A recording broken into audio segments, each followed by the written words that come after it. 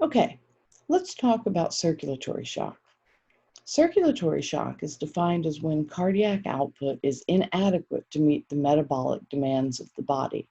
By metabolic demands, we are referring to ATP synthesis. So, if we're not delivering enough oxygen, and oxygen is needed for ATP synthesis, then ATP synthesis can't occur and those tissues can't do the work that they need to do. Now, why are we talking about circulatory shock and cardiac output in the middle of a section on mean arterial pressure?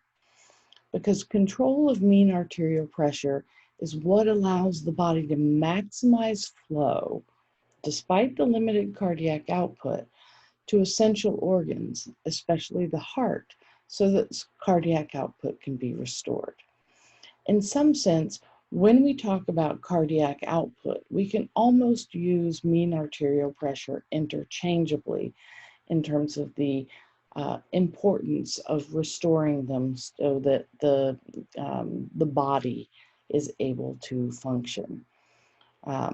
So whenever mean arterial pressure goes up in response to low cardiac output can also go up. Now, what happens when there is inadequate cardiac output? We've already talked about that a bit in a general sense and also in terms of how it's controlled by the nervous system and the endocrine system. The very first thing that happens when cardiac output is too low, which also means that mean arterial pressure is probably also too low, is that the body tries to increase heart rate and stroke volume. First, we're going to try to deal with cardiac output directly. If we increase heart rate and stroke volume, we increase cardiac output. Maybe it solves the problem. Just in case that's not enough, the vasomotor center is causing systemic vasoconstriction to increase mean arterial pressure in order to restore cardiac output. And remember also that the endocrine system is causing water conservation, is causing the kidneys to retain fluid in order to increase blood volume. So all of those things are initiated immediately whenever cardiac output is insufficient. But what if that doesn't work? The next thing that happens is that our body causes syncope. Syncope, as you hopefully know by now, is another word for fainting or passing out. And the purpose of syncope, in this case, is to make you horizontal so that blood can return to the heart without having to fight the effects of gravity. That way, the heart doesn't have to wait for enough blood in order to produce adequate cardiac output. But what if that's not the problem? What if that doesn't work? If that's the case, you enter a state known as decompensated shock. That means that your body's not able to compensate or restore cardiac output and mean arterial pressure. Now, decompensated shock is a progressive process, meaning once you're in it, it has the potential to very quickly, very rapidly lead from one problem to a bigger problem, to a bigger problem, to a bigger problem. And once a person enters decompensated shock, they have about a 50-50 chance of making it. This is why when EMTs arrive at the scene of an emergency, shock is one of the first things they look at. And they put the person horizontal if they're not horizontal already, and they're monitoring the blood pressure to make sure that it's on its way up or at least stable. Because if it's still going down, then that indicates that the decompensation is progressing. So what's the big deal about decompensated shock? Well, there are a number of positive feedback cycles that begin in decompensated shock. They don't all begin at the same time, and the ones I'm going to tell you about are not the only ones that occur, but they help to illustrate just how difficult it is once these start to be able to reverse them. So let's look at 3 of these positive feedback cycles. The first is that when cardiac output is low, it causes the heart to become ischemic. That means that the heart will have low oxygen. Now, what does that actually mean?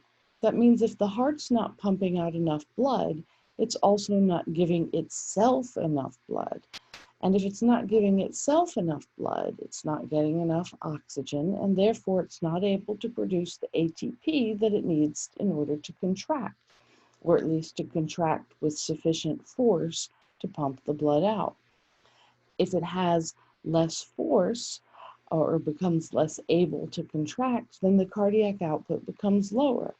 The lower the cardiac output becomes, the weaker the heart becomes. The weaker the heart becomes, the lower the cardiac output becomes. And this progresses until the heart just gives up. The second positive feedback cycle I want to talk about is when low cardiac output causes the circulation to slow. So if the heart's putting less blood into the arteries, and that means that there's less or slower flow, less flow overall, that allows for clots to form, as you may recall from the hemostasis part of the blood chapter. Well, one of the mechanisms that helps to prevent clot formation is rapid flow of blood. So as the blood flow becomes slow, it allows these clots to form, especially in the veins where there's more blood and the blood is pooling because it's at low pressure and not traveling very fast at all. The clot formation in the veins blocks the veins and prevents blood from returning to the heart. So that means that there's even lower cardiac output because the heart has less blood to pump.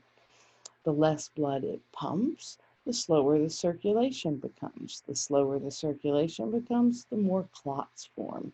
The more clots that form, the less blood makes it back to the heart, and so on and so forth, until eventually there are so many clots, and this can't be undone. There are so many clots that the heart's not getting enough blood to function at all, and it quits. The third one I want to tell you about is when low cardiac output causes the medulla oblongata to become ischemic. Now, remember, ischemia means low oxygen in the blood or in the tissue. And remember also that the medulla oblongata is where we have the cardiovascular center. And in this case, we're particularly concerned with the vasomotor center. Remember that the vasomotor center only sends sympathetic signals. So it's always sending sympathetic signals, sometimes more to cause vasoconstriction, sometimes less, which causes vasodilation. Well, if the medulla oblongata, the vasomotor center, don't have enough oxygen, those cells don't have the ATP to send their signals, their sympathetic signals. Without sympathetic signals going to the vessels begin to vasodilate. As they dilate, that decreases the venous return, which means that it decreases the cardiac output, which decreases the amount of blood going to the medulla oblongata, and it becomes more ischemic. As it becomes more ischemic, it's unable to send signals even more than it was before, or rather, it sends fewer sympathetic signals, and that causes more and more vasodilation. So it leads to this progressively worse situation, all of them contributing to an even lower cardiac output. So, what kinds of shock are there? Like, what causes shock?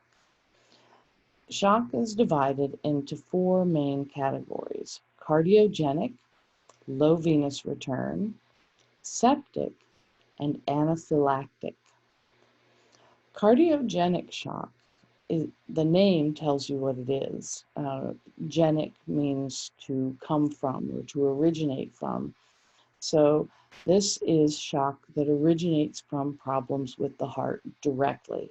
For instance, if someone's had a myocardial infarction or is experiencing heart failure or ventricular fibrillation, any of those things are going to reduce cardiac output, and we can attribute the cause of that directly to a problem with the heart. So it's a cardiogenic shock. The next type of shock is called low venous return, abbreviated LVR. And low venous return shock is exactly what it sounds like. It's shock or a low cardiac output that comes about because the blood is not getting to the heart. If the blood doesn't get back to the heart doesn't have anything to pump out. Now, there are three subtypes of LVR shock. These are hypovolemic, obstructed, and venous pooling. Hypovolemic LVR shock, also the name tells you what it is. Hypo is low, vol is volume, em is blood. So low volume of blood, low venous return. This comes about in situations where, you might guess, the blood volume is low. So hemorrhage, either internal or external, anything that causes the blood to leave the vessels out of a broken vessel is considered a hemorrhage. Burns, which cause our vessels to become extremely permeable and allow the fluid to leave the vessels. That's what causes blisters in a second-degree burn, and an even more severe or third-degree burn, especially if it covers a great deal of the body. That kind of edema or leaking from the vessels is occurring on a wide scale. And so there's a huge volume loss for burn victims. What was the other one? Oh, dehydration. So in dehydration, it's loss of water specifically, or the inability to replenish water that leaves us with a low blood volume and can lead to hypovolemic LVR shock. Okay, the next type of LVR shock is called obstructed venous return. The diagram on the right here helps illustrate obstructed venous return. Now, this could happen, let me start with obstructed venous return is really when there's an object or something that is physically blocking the blood from getting back to the heart. So there's enough blood in the system, but there's something in the way. And this can happen when there's something that's actually in the veins, like a clot. But more often than not, it happens when something is pushing on the vein from the outside. Now, this top diagram shows a healthy, normal artery-vein pairing, though they kind of got it wrong because the vein should be even bigger than the artery, as we discussed earlier in this chapter. Now, if a tumor or an aneurysm or any number of other things become or are pressing on the artery-vein pair, the artery will still allow blood through because it has higher pressure and it has more rigid walls because of how thick the smooth muscle is. The vein, on the other hand, recall that it's structured to be easily distensible or stretchy, which is also what allows it to be very squishy, just like the veins that you see on the back of your hand. So if this tumor or this aneurysm is located next to a critical artery or vein, then it will cause the vein to close, and that reduces venous return and can lead to obstructed venous return shock. The next kind is venous pooling LVR shock. Just like it sounds, it means that the blood is pooling in the veins. And this typically happens when a person sits or stands for long periods of time without using their skeletal muscle pumps. Or pumps, doesn't matter. So if there's nothing to bring the blood back to the heart, or the skeletal muscle pump is inactive, or someone has severe varicose veins and isn't wearing their elastic socks. The blood pools in the legs and doesn't make it back to the heart, and this leads to venous pooling LVR shock. Incidentally, just a bit of curious trivia. When people were executed by crucifixion, it wasn't the nails that they were held to the cross with, or ropes in many cases, that caused death. It was going into shock because of low venous return. Without being able to use their legs, there was no skeletal pump, and without a skeletal pump, there would be venous pooling. Furthermore, nobody was really giving them water, which led to dehydration. So there was a bit of hypovolemic shock involved as well, but primarily it's venous pooling. This helps to illustrate just how important the skeletal muscle pump is. Okay, moving on. The last two types of shock are kind of like two shocks in one, which makes them extra dangerous and extra difficult to deal with. The first is septic shock, and it's caused by bacterial toxins in the case of a systemic infection or an infection that's found throughout your body. The second, first and second, is anaphylactic shock. This comes from a very powerful, again, systemic, full body allergic reaction.